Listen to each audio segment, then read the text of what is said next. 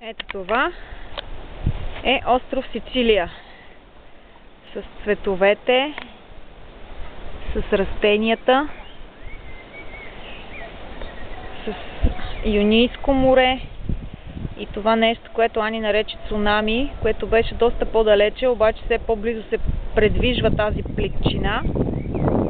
Това, което виждате в дъното, приличащо на римски амфитеатър, е Театро Греко. Т.е. той е някакъв гръцки амфитеатър. Ето я Ани в момента, която прави снимки. Тя се изкачи като млада козичка до ейто тази крепост. Хич не се мислете, че е ниско, защото вижте какво е надморското, каква е височината. Ето тук е морето. Ето го морето. Минаваме така, понеже всичко тук е малко и се вият само някакви стълбички. И се качваме горе на тази крепост. Доста голямо предизвикателство е. Преди малко дори видяхме Етна как пуши. Но за съжаление е малко облачно и сега в момента няма да мога да ви я покажа. Може би на следващия клип. Но най-готиното тук е архитектурата и цветовете.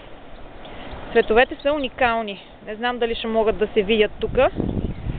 Но е приказка. Айде, чао за сега.